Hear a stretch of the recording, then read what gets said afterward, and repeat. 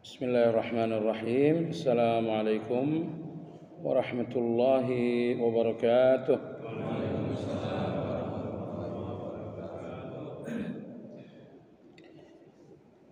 Innal hamdalillah nahmaduhu wa nasta'inuhu wa nastaghfiruh wa na'udzu billahi min shururi anfusina ومن سيئات أعمالنا من يهد الله فلا مضل له ومن يضلل فلا هادي له وأشهد أن لا إله إلا الله وحده لا شريك له وأشهد أن محمدا عبده ورسوله لا نبي بعده اللهم صل وسلم على محمد وعلى آله وأصحابه ومن اهتدى بهديه إلى يوم الدين يا أيها الذين آمنوا اتقوا الله حق تقاته ولا تموتن إلا وأنتم مسلمون. Kaum muslimin jamaah salat subuh rahimakumullah, kita bersyukur dan terus bersyukur atas nikmat-nikmat yang tidak terhitung,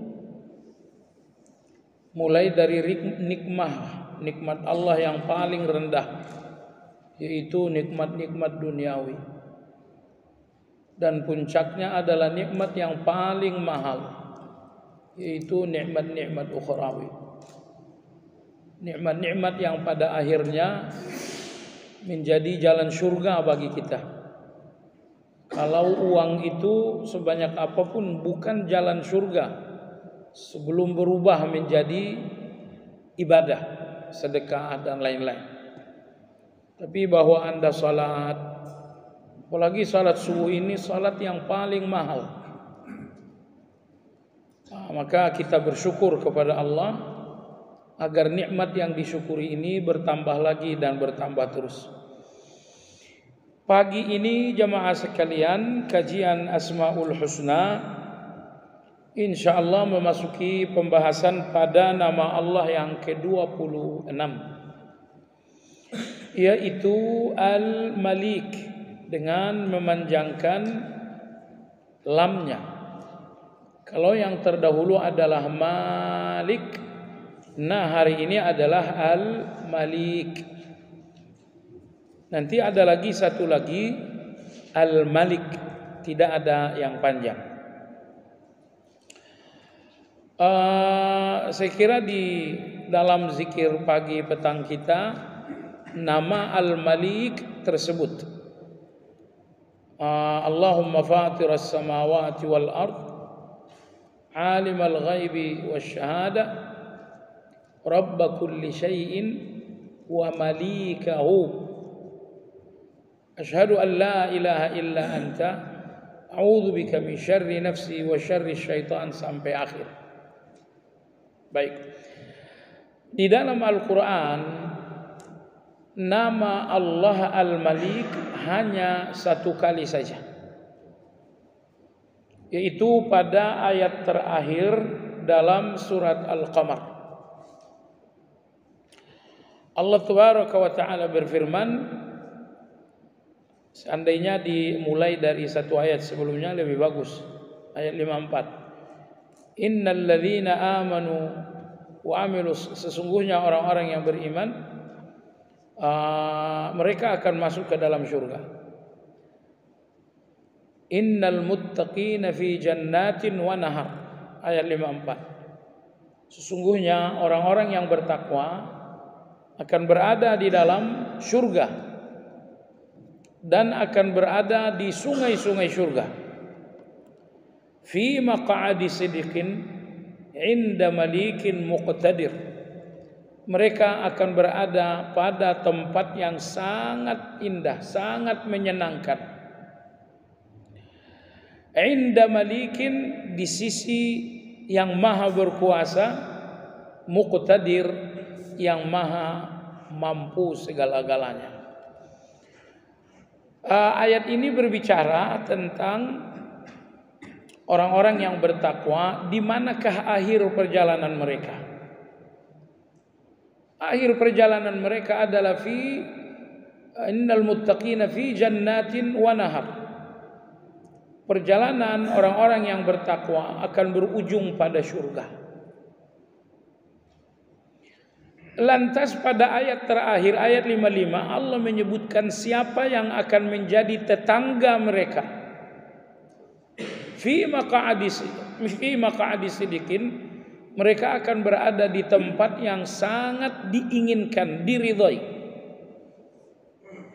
Sehingga orang-orang yang berada di surga tidak ingin lagi ganti selain surga itu. Misalnya Anda tanyakan kepada mereka, bagaimana, pengen tempat lain enggak? Tidak. Maka itu dinamakan fi maq'adi sidiqin. Inda malikin, di sisi yang maha berkuasa. Jadi ketika Allah mengatakan inda, mereka di sisi yang maha berkuasa, Allah ingin tegaskan bahwa orang-orang di surga begitu dekat dengan Allah Azza wa Jalla. Sehingga ulama-ulama kita membahasakannya lebih tegas lagi, bahwa mereka bertetangga dengan Allah Subhanahu wa taala. Karena sangat dekat.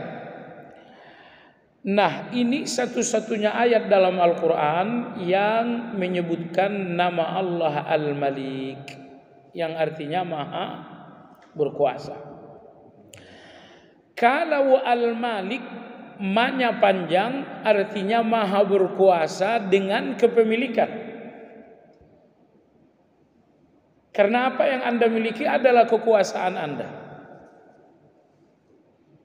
Ini motor dalam kuasa saya karena saya pemilik.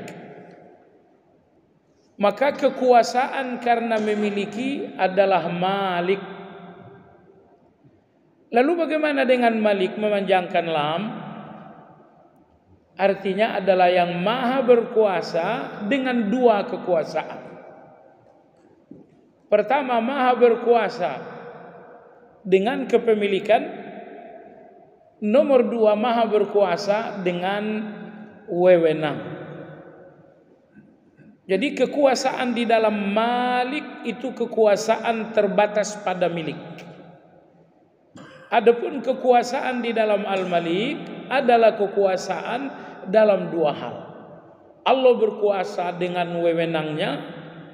Nomor dua, Allah berkuasa dengan kepemilikannya. Maka kekuasaan Allah di dalam Al-Malik lebih luas. Karena di dalam Al-Malik Allah maha berkuasa dengan wewenangnya, juga maha berkuasa dengan kepemilikannya. Baiklah jemaah sekalian yang saya hormati, Allah Subhanahu wa taala Al-Malikul Haq, penguasa yang sesungguhnya. Maka Allah berfirman, "Fata'ala Allahul Malikul Haq." Maha tinggilah yang maha berkuasa dengan sesungguhnya. Jadi penguasa-penguasa yang ada di depan mata kita hari ini itu bukan penguasa sungguhan. Hanya penguasa beberapa hari saja lalu kemudian dilepaskan. Nah, adapun kekuasaan Allah Azza wa Jalla adalah kekuasaan yang sesungguhnya. Ada beberapa alasan kenapa hanya Allah penguasa yang sesungguhnya. Yang pertama, karena Allah berkuasa terhadap ciptaannya sendiri. Allah berkuasa di langit karena setiap lapis langit dan isinya adalah ciptaan Allah. Allah berkuasa di bumi karena bumi dan setiap yang ada di setiap jengkal bumi adalah ciptaan Allah. Ini alasan pertama. Allah penguasa yang sesungguhnya karena Dia berkuasa atas ciptaan sendiri. Kalau yang sekarang ini tidak berkuasa atas ciptaannya. Bos berkuasa hanya terhadap karyawan. Komandan berkuasa terhadap prajurit. Presiden berkuasa atas rakyat, tapi tidak ada yang berkuasa atas ciptaannya. Hanya Allah Azza wa Jalla yang berkuasa atas ciptaannya. Alasan yang kedua, bahwa Allah penguasa yang sesungguhnya, karena Allah itu abadi, sehingga kekuasaan Allah itu nggak ada akhir sama sekali. Firaun berkuasa tapi dia nggak abadi, kekuasaannya selesai dengan kematian. Namrud berkuasa tapi dia tidak abadi, kekuasaannya selesai dengan usia. Di akhir zaman ini usia orang pun tak panjang-panjang, 60, 70, 90. Lebih dari itu orang tidak mau lagi dia berkuasa. Maka Allah penguasa yang sesungguhnya, karena dia abadi sehingga kekuasaannya nggak pernah berujung dan berakhir. Alasan yang ketiga, bahwa Allah satu-satunya penguasa yang sesungguhnya, karena Allah nggak membutuhkan apapun dan siapapun, tapi semuanya membutuhkan Allah. Semuanya membutuhkan Allah dan Allah tidak butuh semuanya. Malaikat di setiap lapis langit membutuhkan Allah dan Allah tidak butuh mereka. Manusia di setiap jengkal bumi membutuhkan Allah dan Allah tidak butuh dia. Seorang penguasa namun masih membutuhkan, itu namanya lemah. Karena kebutuhan adalah kelemahan. Kalau Anda masih punya rasa butuh, itu artinya Anda lemah dengan rasa butuh itu. Anda bisa didikte, Anda bisa dikendalikan dengan rasa butuh. Ternyata semua penguasa yang kita lihat, mereka memiliki rasa butuh yang sangat banyak. Artinya sangat banyak pula mereka punya kelemahan. Penguasa yang punya kelemahan bukan penguasa yang sesungguhnya. Tapi Allah Azza wa Jalla, Allah berfirman, ya ayuhan nas, antumul fuqara'u ilallah wallahu huwal ghaniyul hamid. Wahai kalian semua manusia, kalianlah yang butuh kepada Allah. Dan Allah sebesar debu pun tidak butuh apa-apa dengan kalian. Semua ibadah kalian, kalian yang butuh, bukan Allah. Kita yang butuh ibadah ini. Allah perintahkan salat bukan karena Allah butuh, tapi karena kita yang butuh. Coba lihat betapa lembutnya Allah. Ketika ada hal-hal yang kita butuh dan kita nggak tahu, Allah perintahkan. Salat ini misalnya, kita butuh salat. Kalau Allah tidak perintah, kita tidak tahu kalau salat ini kebutuhan. Anda tahu kenapa Anda butuh salat? Antara lain jawabannya adalah tanha 'anil fahsya'i wal munkar. Kejahatan Anda tidak akan berhenti, enggak akan berkurang kalau Anda tidak salat. Ingat, salah satu rukun penting menjadi orang bahagia, Anda harus jadi orang baik. Jadi walaupun harta dan investasi Anda ada di setiap jengkal bumi, tapi Anda seorang penjahat, Anda nggak akan bahagia. Anda nggak akan bahagia. Semua orang ingin mematikan Anda kalau Anda seorang penjahat. Masa bodoh dengan uang yang banyak. Maka rukun pertama dan paling utama untuk bahagia, Anda memang harus jadi orang baik. Untuk jadi orang baik, kejahatan Anda harus dilemahkan atau dihilangkan. Dan tidak ada yang melemahkan jahat kita atau menghilangkan jahat kita kecuali salat. Maka Allah berfirman, inna salata tanha 'anil fahsya'i wal munkar. Nah, pertanyaannya jemaah sekalian, kalau Allah tidak perintah dan tidak ajarkan salat, kita nggak tahu kalau salat inilah yang membuat kita terkendali. Maka saya katakan tadi, di antara kelembutan Allah, kemahabaikan Allah, Allah perintahkan hal-hal yang menjadi kebaikan kita saat kita nggak tahu. Zakat misalnya, zakat itu kebutuhan kita. Kalau Anda tidak berzakat, harta Anda akan dipandang cemburu oleh orang-orang fakir. Dan kalau telah memandang harta Anda dengan pandangan cemburu dan dengki, habislah Anda. Nanti akan datang maling atau Anda akan disantet. Tapi begitu Anda berzakat kepada fakir miskin, zakat ini membersihkan hati mereka sehingga tidak lagi ada dengki. Yang ada dalam hati mereka adalah cinta dengan si orang kaya. Akhirnya Anda disayangi dan Anda selamat. Jadi di antara maha baiknya Allah Azza wa Jalla, Allah ajarkan hal-hal yang memang kebutuhan kita. Yang seandainya Allah tak ajarkan, kita nggak tahu kalau itu kebutuhan. Yang kita tahu kebutuhan kita hanya hal-hal yang fisik. Bagaimana makan, bagaimana berkeluarga. Baik jemaah sekalian, inilah 3 alasan bahwa Allah penguasa yang sesungguhnya, bahwa Allah berkuasa atas ciptaannya sendiri, bahwa Allah maha abadi. Nomor 3, bahwa semuanya membutuhkan Allah dan Allah tidak butuh semuanya. Jemaah sekalian yang saya hormati, betapa agungnya kekuasaan Allah, sehingga kekuasaan Allah itu nggak boleh lepas dari pikiran Anda sama sekali. Caranya Anda diajarkan untuk menzikirkan kekuasaan Allah. Setiap selesai salat Anda mengatakan la ilaha illallah wahdahu la syarikalah lahul mulku. Tidak ada yang diibadahi dalam kebenaran kecuali hanya Allah. Wahdahu, hanya Dia satu-satunya. La syarika lahu, tidak ada mitra Allah dalam ibadah itu. Gak ada tandingan, gak ada saingan, gak ada mitra. Lahul mulku, hanya Dia pemilik kekuasaan. Jadi agar kekuasaan Allah ini tidak lepas dari pikiran, selalu lengket di hati, maka Anda diajarkan untuk sebanyak mungkin membacakan zikir kekuasaan ini.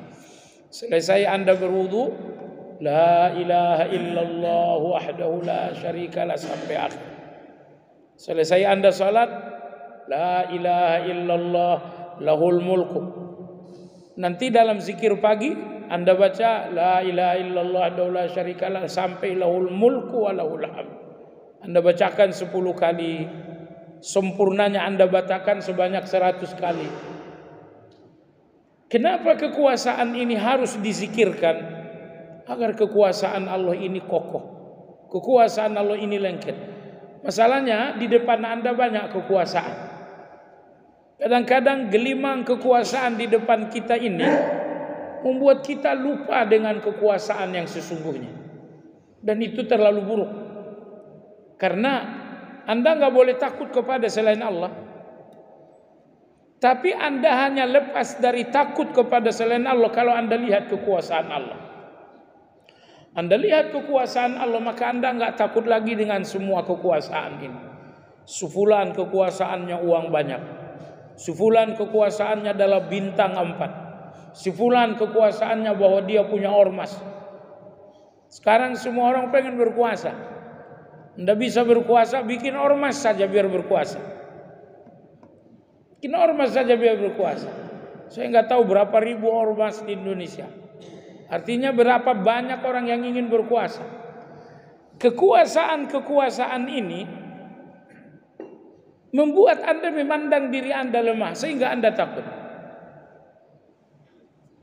Dan rasa takut Anda kepada kekuasaan ini tidak hilang kecuali Anda yakin dengan kekuasaan Allah.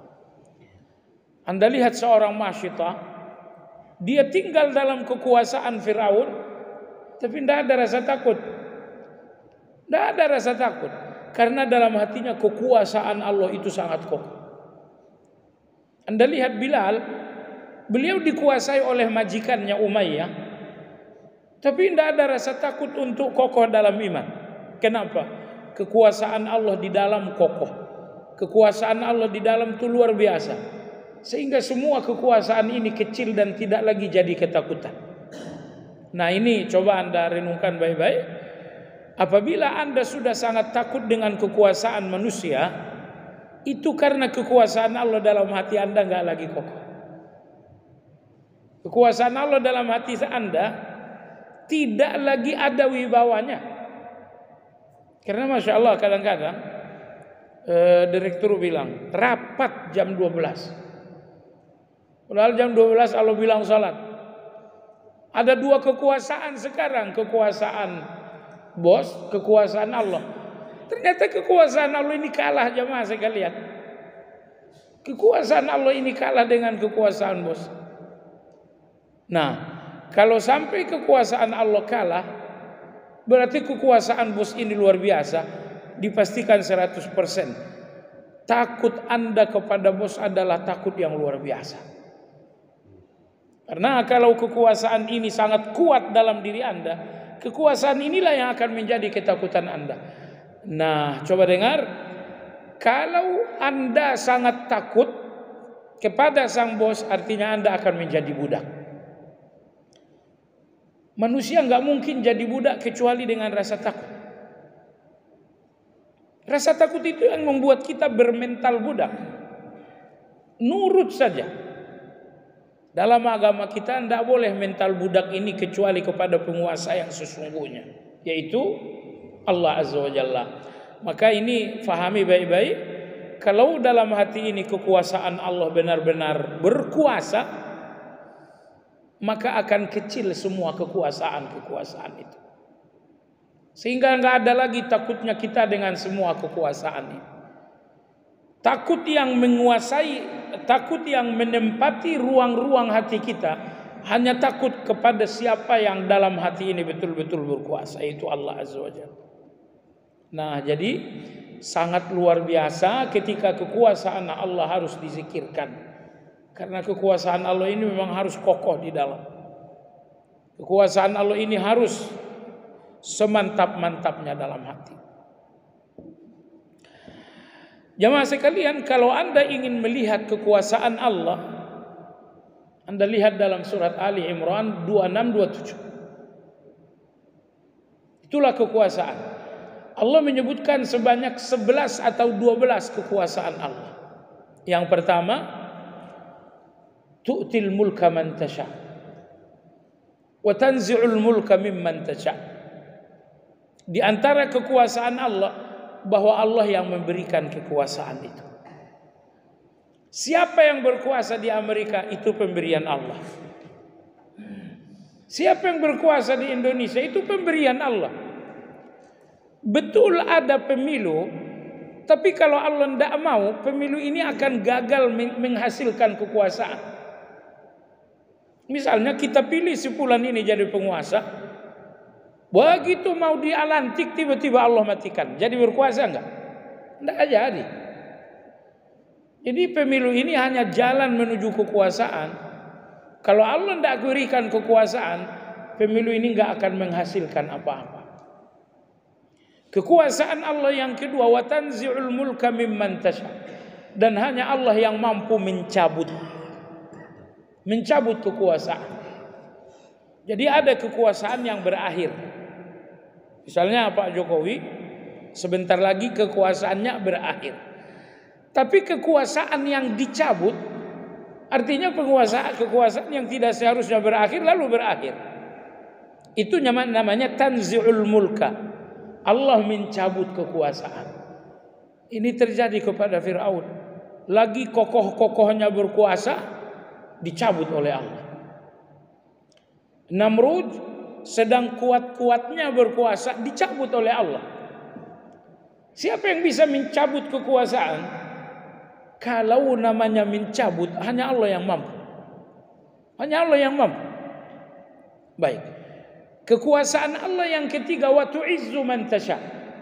Hanya Allah yang mampu memberi kemuliaan. Anda ingin mulia, hanya Allah yang mampu memberi. Orang kaya itu bisa memberikan Anda uang, tapi dia nggak bisa memberikan Anda kemuliaan.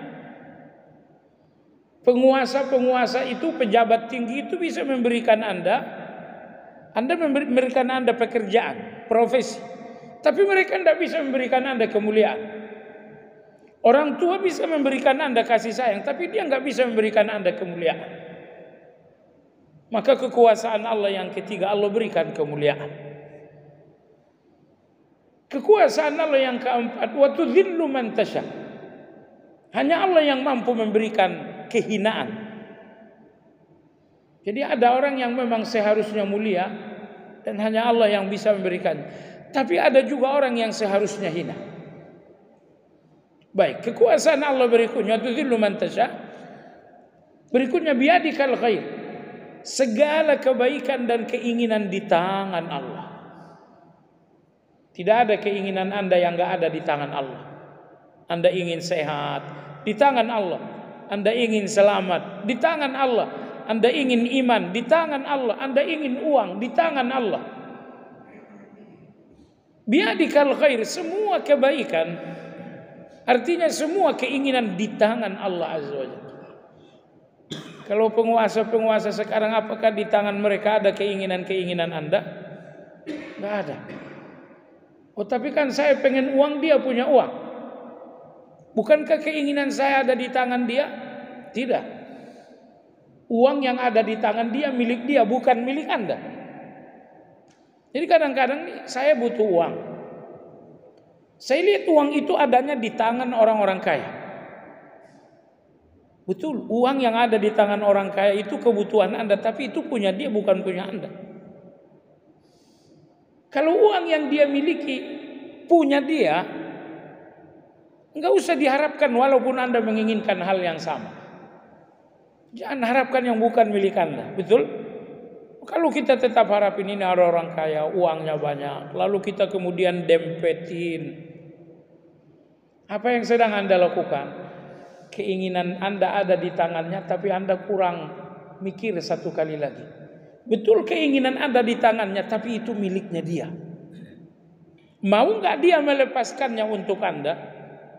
Kalau dia seorang yang penyayang, seorang yang dermawan, akan dia lepaskan. Tapi kalau tidak, dia nggak akan lepaskan. Tetapi Allah Azza wa Jalla, keinginan Anda atas uang ada di tangan Allah, dan Allah Maha Penyayang, Allah Maha Memberi.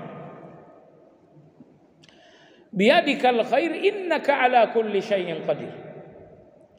Kekuasaan Allah yang berikutnya, bahwa Allah ala kulli syai'in qadir, mampu atas segala-galanya. Manusia ini memang punya mampu, tapi mampunya manusia hanya dalam hal-hal yang mungkin. Dalam hal-hal yang tidak mungkin, manusia udah nggak mampu. Misalnya kalau sakit sudah sangat berat, dokter mengatakan ini udah nggak mungkin sembuh. Kalau dokter udah bilang tidak mungkin, berarti nggak ada kemampuan lagi. Karena kemampuan manusia hanya pada batas-batas mungkin. Nah, kalau Anda sudah sampai dalam satu batas tidak mungkin, di sana nggak ada kemampuan manusia lagi. Tetapi Allah Azza wa Jalla ala kulli syai', terhadap segala-galanya Allah Subhanahu wa taala mampu. Yang mungkin Allah mampu, yang tidak mungkin pun nggak jadi berat. Oh, yang nggak mungkin bagi Allah mampu tapi berat. Apa beratnya bagi Allah? Allah hanya perlu menginginkan sesuatu, itu langsung jadi. Allah ingin, Allah berkehendak sesuatu, begitu Allah berkehendak jadi. Tidak perlu Allah bergerak misalnya, atau Allah butuh waktu misalnya. Ingat, Allah menciptakan tanpa perlu bahan. Allah nggak butuh tempat, Allah nggak butuh waktu. Kalau Anda menciptakan sesuatu butuh bahan, butuh tempat, dan butuh waktu. Dan Allah tidak butuh tiga hal ini untuk ciptakan sesuatu. Tidak butuh bahan, kemudian tidak butuh waktu, kemudian nggak butuh tempat. Anda kalau ciptakan sesuatu perlu pabrik. Tidak ada pabrik, tidak bisa Anda ciptakan sesuatu. Baiklah jemaah sekalian, lalu kekuasaan Allah berikutnya adalah tulijul laila fin nahar wa tulijun nahara fil lail. Allah masukkan siang ke dalam malam, malam kepada siang. Wa tarzuqu man tasha bighairi hisab. Kekuasaan Allah berikutnya bahwa rezeki Allah datang dari pintu yang tidak terduga. Kalau rezeki tak terduga, nampaknya ada dalam kekuasaan manusia. Nanti kamu saya kasih uang tanggal sekian, sesuai dengan pekerjaan. Tanggal 1 gajian. Nah, jadi kalau gaji-gaji, kalau rezeki yang terduga, itu bukan kekuasaan Allah itu. Karena terduga. Yang terduga itu berarti Anda bisa melakukan sesuatu. Tapi rezeki yang tak terduga, Anda nggak melakukan apa-apa, tiba-tiba datang. Nah, baik jemaah sekalian yang saya hormati. Allah Subhanahu wa taala Al-Malik Maha berkuasa. Kenapa Allah Maha berkuasa? Jawabannya karena Allah sempurna dalam segala sifatnya. Hidupnya Allah hidup sempurna, nggak ada akhir bagi Allah. Kayanya Allah kaya yang sempurna. Kuatnya Allah kuat yang sempurna. Sempurna dalam arti Allah tidak butuh apa-apa. Allah kuat dengan kekuatan yang sempurna. Artinya Allah nggak butuh siapapun untuk jadi kuat. Allah nggak butuh siapapun untuk jadi kuat. Jadi dalam pembahasan ulama kita ada yang zatihi, ada yang aradi. Apa maksudnya? Ada kekuatan manusia. Tapi kekuatan manusia ini karena faktor A, karena faktor B. Sehingga kalau faktor-faktor ini hilang, kekuatan itu pun hilang. Contoh, Anda kuat, faktor usia. Begitu usia ini sudah tua, kuat Anda pun hilang. Tetapi Allah Azza wa Jalla, kuatnya Allah adalah kuat zati. Kuat yang tidak disebabkan karena faktor. Sehingga kuatnya Allah itu tidak akan hilang sama sekali. Baik, Anda hidupnya Anda karena faktor usia. Sehingga ketika faktor usia Anda ini hilang, hidup Anda pun hilang. Tapi hidupnya Allah bukan karena satu faktor yang bernama usia. Sehingga hidupnya Allah ini akan abadi. Begitu semuanya. Semua sifat Allah adalah zatiyah, artinya tidak disebabkan karena faktor. Allah berkuasa karena faktor? Enggak. Allah berkuasa tanpa faktor. Karena kekuasaan Allah itu sempurna. Jadi bukan karena faktor A dan faktor B. Jadi maka Allah Al-Malik Maha berkuasa disebabkan karena kesempurnaan segala sifat-sifat Allah. Baik jemaah sekalian, berikutnya apa keimanan dan ibadah kita sehubungan dengan nama Al-Malik? Yang pertama jemaah sekalian yang saya hormati, Allah Maha Suci. Kulla yaumin huwa fi sya'an. Setiap hari Allah Subhanahu wa taala dalam kesibukan. Jadi penguasa kalau tidak sibuk, rakyat akan terabaikan. Bagaimana Allah berkuasa? Allah mengatakan Allah berkuasa dan Allah sibuk. Kalau Allah dalam kekuasaannya sibuk, berarti tidak ada yang terabaikan. Anda lihat dalam surat Ar-Rahman ayat 29. Allah berfirman, "Yas'aluhu man fis samawati wal ard, kulla yaumin huwa fi sya'an." Setiap hari tidak henti-hentinya permohonan kepada Allah. Permintaan tidak ada henti-hentinya di setiap detik. Kulla yaumin huwa fi sya'an. Maka setiap harinya Allah dalam kesibukan. Renungkan ayat ini. Di satu sisi Allah mengatakan kalian tidak henti-hentinya meminta. Di sisi lain aku pun akan sibuk untuk permintaan kalian. Kalau Allah memberikan sibuk untuk setiap permintaan kita, berarti nggak ada permintaan kita yang terabaikan. Tidak ada permintaan kita yang tidak menghasilkan apa-apa. Tidak ada permintaan kita yang ujungnya kekecewaan. Sebab Allah berjanji, semua permintaan kalian akan menjadi kesibukanku, kata Allah. Kalau Allah sibuk untuk permintaan kita, akhirnya kita nggak akan kecewa dengan permintaan kita. Tetapi sekali lagi, biarkan Allah berikan permintaan Anda pada waktu yang menjadi kebijaksanaan Allah. Kita nih ingin permintaan hari ini juga dikabulkan. Padahal boleh jadi kalau dikabulkan hari ini, dia tidak menjadi kebaikan. Tidak menjadi kebaikan, mungkin akan menjadi kehancuran. Saya yakin jemaah, perhatikanlah, anak kecil usia 9 tahun misalnya, atau anak SMP, dia minta uang, Anda kasihkan 1 miliar misalnya, itu tidak akan menjadi kebaikan, itu akan menjadi kehancuran. Tapi berapa uang yang Anda berikan kepada anak kecil akan menjadi kebaikan? Ini anak ini SD kelas 2. Paling Anda kasih 2.000. Banyak-banyaknya Anda kasih 5.000. Kenapa enggak dikasih 5 juta? 5 juta untuk anak seperti ini kehancuran. Saya hanya bicara soal manusiawi kita. Bahwa terhadap manusiawi, terhadap anak-anak kita, kadang-kadang dia minta, kita enggak mau ngasih sama sekali. Kadang-kadang dia minta, kita kasihnya hanya sedikit. Kenapa? Karena kita sebagai orang tua, apapun yang kita berikan harus menjadi kebaikan. Saya kasih uang yang memang baik untuk kamu. Kalau saya kasih uang 5 juta dan itu enggak akan baik, enggak mungkin saya kasih uang sebanyak itu. Itu artinya Anda tidak memberi kecuali dengan kebijaksanaan.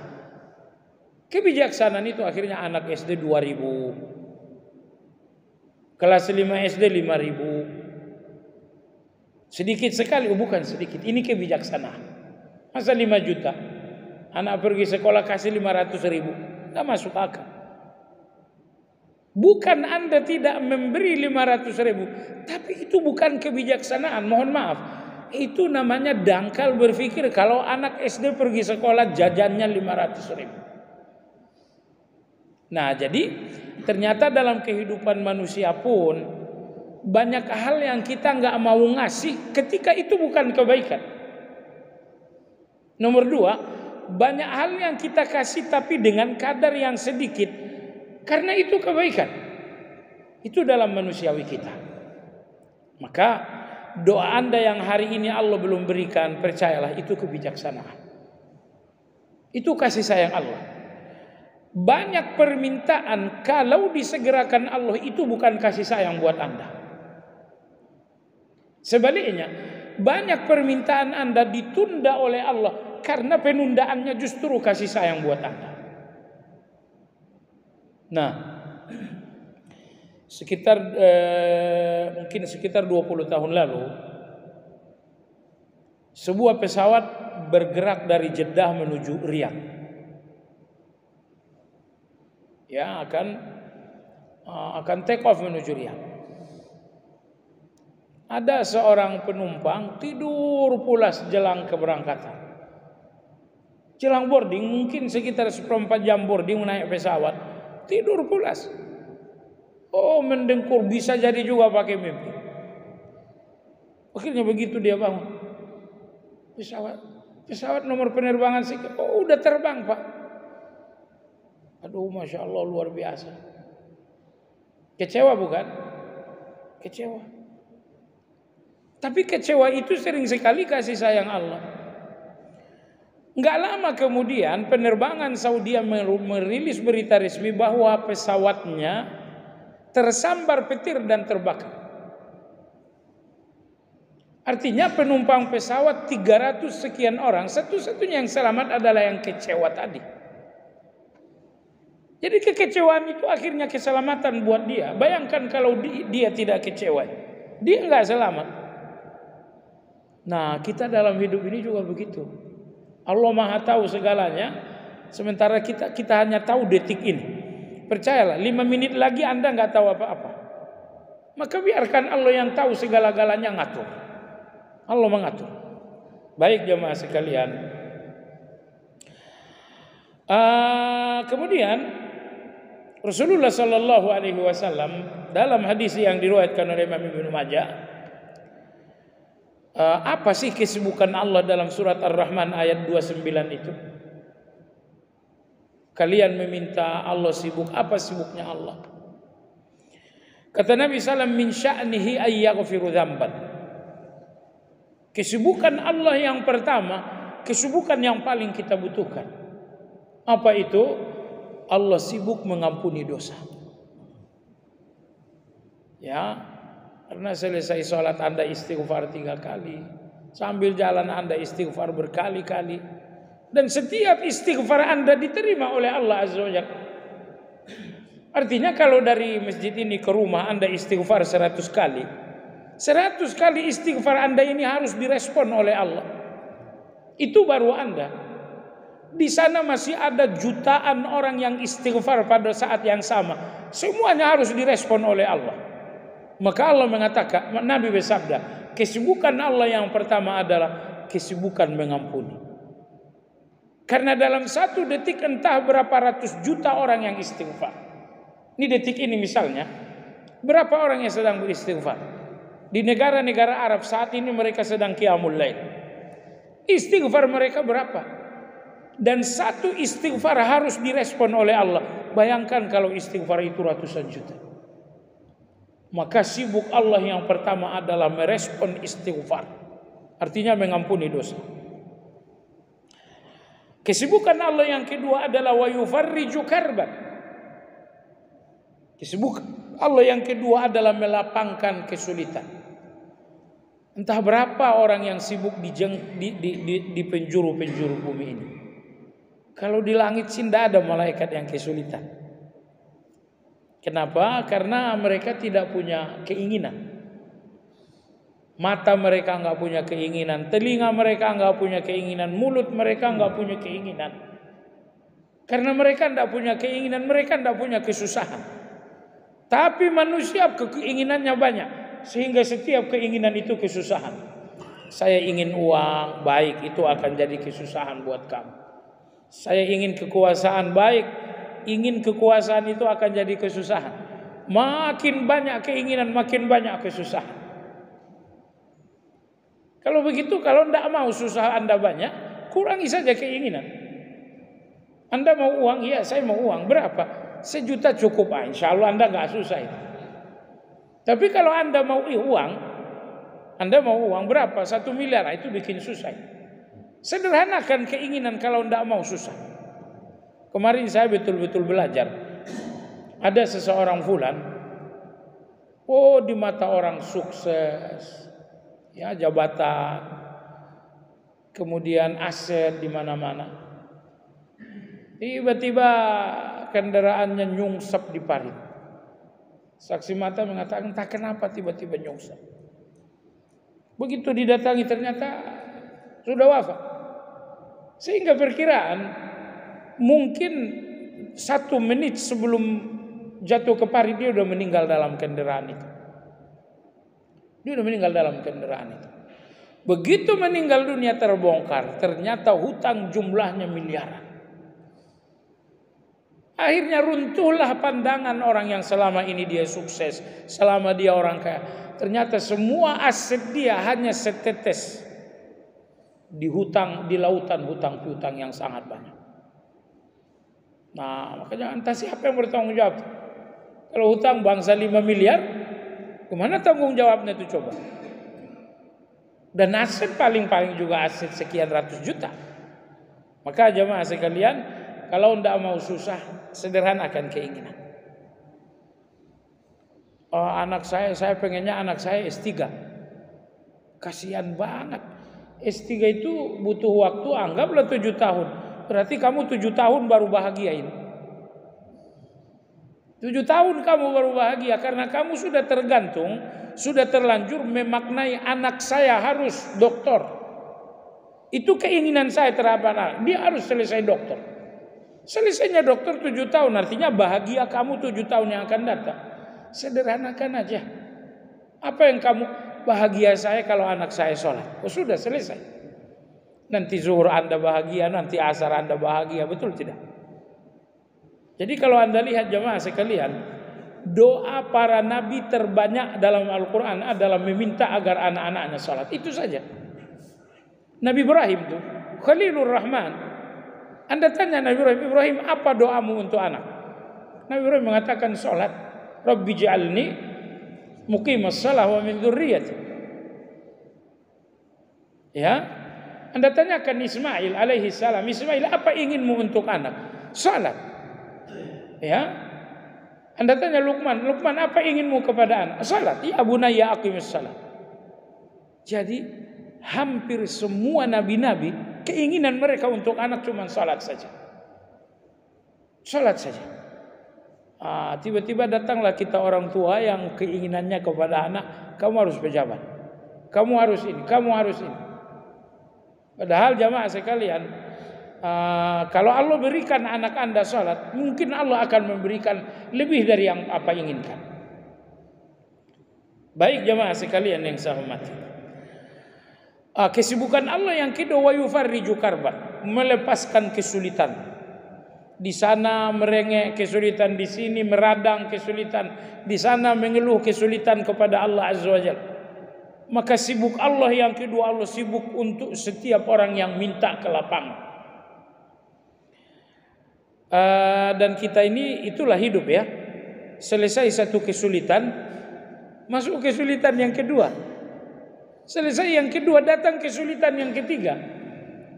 Pada akhirnya sepanjang hayat kehidupan kesulitan itu nggak ada selesainya. Selesai kesulitan soal anak, dokter mengatakan saya ada gangguan gula darah. Itu kesibukan lagi. Baru kemudian kesibukan gula darah ini selesai sesuai dengan usia. Ternyata Anda meradang kaki sakit. Oh ternyata sudah ada kesibukan baru. Asam urat datang. Itu kehidupan ini. Dunia ini dari A sampai Z semuanya ujian. Selesai satu ujian, sambung lagi dengan ujian kedua. Cuman orang-orang beriman, mereka faham betul bahwa dunia ini ujian. Yang paling sakit adalah orang-orang yang kurang iman. Mereka tahunya dunia ini surga, tahu-tahu datang ujian. Mereka tahunya dunia ini surga, bikin rumah seperti surga, beli kendaraan yang memberikan surga, aset di mana-mana agar dunia ini surga. Tiba-tiba datang ujian, waduh, amblas itu. Dia berpikir surga, ternyata datang ujian yang sangat berat. Maka ujian kita kadang-kadang berat karena kita nggak ngebayangin ujian ini bakal datang. Karena ambisi kesenangan yang luar biasa. Tapi orang-orang beriman, mereka udah tahu bahwa dunia ini ujian. Maka besok datang ujian, mereka sadar emang iya kita mau diuji. Tiba-tiba dokter ngasih tahu, kamu mohon maaf saya harus kasih tahu, penyakit kamu adalah penyakit A misalnya. Orang beriman itu santai aja, karena beriman udah tahu bahwa saatnya memang akan datang ujian itu. Apa mungkin Anda mau sehat selamanya? Nggak mungkin kan? Ini tubuh Anda tidak dirangkai oleh Allah untuk 100 tahun, tidak. Sehingga begitu saatnya detik-detik kembali, satu persatu ruangan-ruangan tubuh ini mulai rusak. Ruangan jantung rusak, ruangan paru-paru rusak, ruangan ginjal rusak. Saya udah nggak punya kantong empedu. Kalau Anda masih punya. Kantong empedu saya udah dibuang dokter beberapa bulan lalu. Nah, jadi jamaah sekalian yang saya hormati, kesibukan Allah yang berikutnya, wa yarfa'u qauman wa yakhfadu akharin. Allah sibuk memuliakan dan Allah sibuk menurunkan. Ada orang-orang yang dimuliakan, tapi ada orang-orang yang diturunkan, direndahkan. Ada yang ditinggikan dengan uang, ada yang ditinggikan dengan jabatan, ada yang ditinggikan dengan pendidikan, ada yang ditinggikan dengan kesehatan. Tapi ada yang direndahkan kekuasaannya, direndahkan keuangannya, direndahkan kemampuannya. Ini kesibukan Allah yang ketiga dan keempat. Ada yang ditinggikan, ada yang direndahkan. Berapa yang direndahkan? Banyak. Berapa yang ditinggikan? Banyak juga. Baik jemaah sekalian yang saya hormati. Kemudian berikutnya adalah poin yang ketiga, kekuasaan Allah Subhanahu wa taala. Allah memberi dengan kehendaknya dan Allah tidak memberi dengan keinginan kita. Dan ini nikmat yang luar biasa. Apapun yang Allah berikan kepada Anda karena itu memang kehendaknya, bijaksananya. Dan Allah tidak memberi karena Anda ingin. Kalau di setiap keinginan Anda Allah ngasih, kita ini hancur. Kita hancur. Banyak keinginan-keinginan kita yang sangat berbahaya. Jemaah sekalian, salah satu contoh. Seandainya Allah berikan Anda satu power, satu kekuatan. Misalnya dari segi fisik Anda ahli bela diri dunia. Dari segi jabatan Anda punya bintang sebanyak 4. Anda lewat di jalan raya, saya rasa nggak mungkin Anda zalim kepada satu orang. Ya, Anda lewat begini, tahu-tahu di belakang ada yang klakson, mata lu di mana? Oh, Anda akan keluar dari mobil, keluar. Oh, jauh gitu. Nanti di depan ketemu lagi orang yang cari gara-gara, keluar pukul itu. Nanti ketemu lagi orang yang nyakitin Anda di jalan, keluar Anda injak itu. Berapa orang sehari yang Anda pukul, Anda injak, seandainya kekuatan Anda sempurna. Tapi Masya Allah, Allah batasi kekuatan Anda sehingga Anda nggak zalim. Begitu Anda yang macam-macam di belakang, maafkan sajalah. Siapa tahu dia ahli bela diri, kita bisanya cuma jurus lari. Ya kan, jurus kita jurus lari doang. Itu pun udah nggak bisa cepat, karena udah remetik. Jadi Allah membatasi kekuatan kita sehingga kita nggak bisa jahat kepada orang lain. Bayangkan kalau kekuatan Anda dalam segala-galanya Anda kuat. Makanya ini salah satu keindahan dalam kebijaksanaan Allah, bahwa Allah tidak ngasih karena kita ingin. Karena kita sering sekali akan rusak dengan inginnya kita. Melainkan Allah Azza wa Jalla, Allah ngasih sesuai dengan kebijaksanaan Allah. Misalnya Allah kasih keuangan Anda sekian, itu kebijaksanaan Allah, itu yang terbaik. Misalnya Allah kasih jabatan Anda sampai di level A, itu kebijaksanaan Allah dan itu. Cuman jamaah sekalian dengar, tidak semua orang yakin bahwa apa yang saat ini Anda miliki ini kebijaksanaan Allah. Tidak semua orang. Uang saya hari ini, ya ini kebijaksanaan Allah untuk saya. Tidak banyak yang berpandangan seperti ini. Sehat saya hari ini, ya ini kebijaksanaan Allah. Bahwa besok kemudian sakit, ya itu kebijaksanaan Allah kepada kita. Jadi kalau Anda dengarkan orang yang banyak mengeluh, ini orang yang kurang sadar dengan kebijaksanaan Allah. Ketika misalnya saya punya hutang piutang, itu kebijaksanaan Allah untuk saya. Yang jelas salah satu sibuknya Allah adalah melonggarkan kesulitan. Berarti kalau kebijaksanaan Allah berikan saya hutang, karena jamaah sekalian dengar ya, Anda nggak mau hutang, negara aja ngutang. Jangankan Anda, perusahaan besar hutangnya luar biasa. Jangankan perusahaan, negara aja hutang. Dan hutang itu kadang-kadang kita butuhkan supaya kita sadar diri, ternyata saya butuh orang lain. Saya butuh uang sekian, harus ngutang fulan dan itu nggak cukup, ngutang pulang nggak cukup, akhirnya Anda butuh 5 orang lain untuk meminjamkan Anda uang.